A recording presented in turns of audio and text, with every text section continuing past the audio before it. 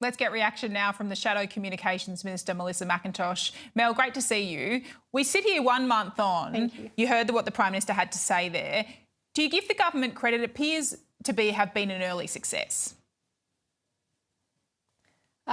Thanks, Trudy. I don't want to go straight into the negative. The Coalition has supported the ban as well. Really, from the start, it was Peter Dutton's concept in the beginning, and the pressure that I've put on was around ensuring success, because the Prime Minister said success was constituted a national conversation. That wasn't good enough.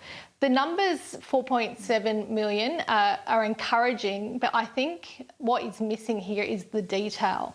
Meta said they've got 500,000, so 500,000 doesn't come anywhere near 4.7 million. So we'd like to know where that 4.7 million is, and also what the makeup of these accounts are. Are these all kids' accounts, or are they dormant accounts that have been part of a cleanup by the social media platforms?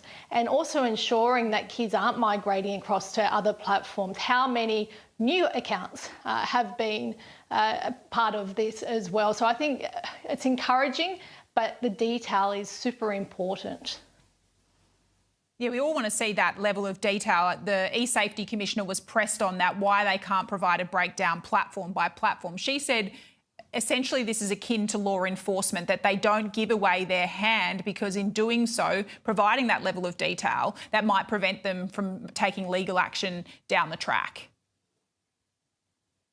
Well, I think the detail's going to be really important. As I said, we want to ensure that if kids are going off these platforms, they aren't migrating across to other platforms. So I think that's important. And also 4.7 million, to know if Meta, which constitutes a large proportion of social media, if they're saying 500,000, well, there's over 4 million accounts that are unaccounted for effectively. So I think as we head towards Senate estimates, there'll be some questions asked to provide some more detail.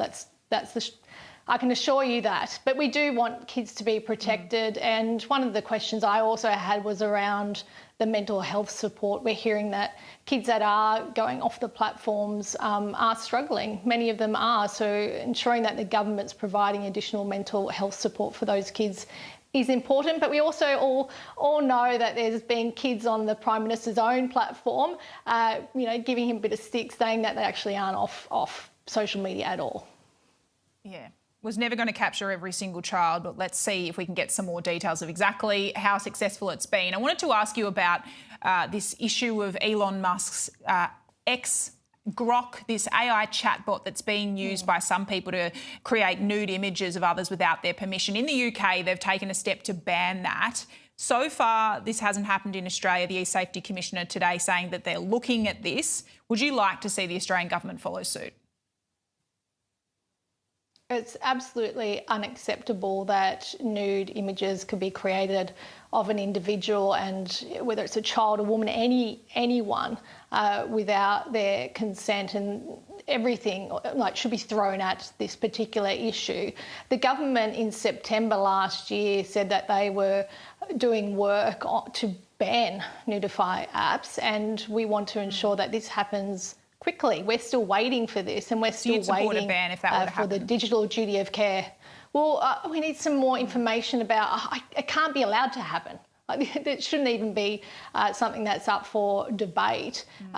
The pure fact of what happens to women and children if they're exposed in this way, it's abhorrent. It's horrible sort of stuff, and it shouldn't be allowed to happen at all. So I'd like the government to move quicker on this. They promised it in September. Let's see what they come up with. And Mel, we'll see you here in Parliament when it returns on Monday. There's been this public debate about whether the hate speech laws put forward by the government meet the mark. Anthony Albanese this morning saying that it's like grasping at smoke to get an idea of what the coalition actually wants. There's some members who say the laws are too weak. Others in the coalition say they're too strong when it comes to the free speech aspects. What sort of amendments would you need to see in order to pass the bill?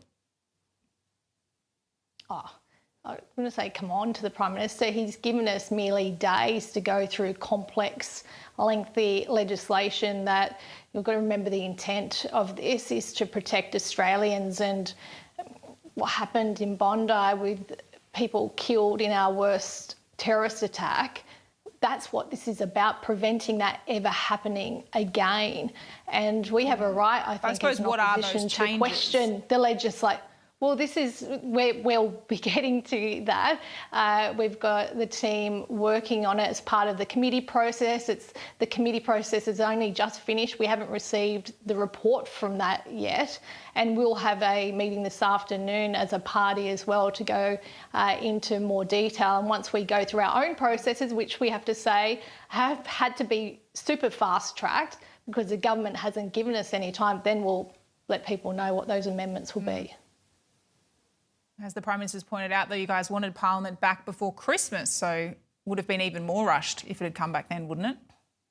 Well, maybe there would have been more time for collaboration and to work together, because ultimately that's what we want. I think Australians want us to work in collaboration to get a good outcome, because this is what it's about, protecting Australians, stopping anti-Semitism in this country and preventing a terrorist attack of this kind ever happening again. Shadow Communications Minister Melissa McIntosh, thanks for your time today, and we'll see you back here in Canberra next week.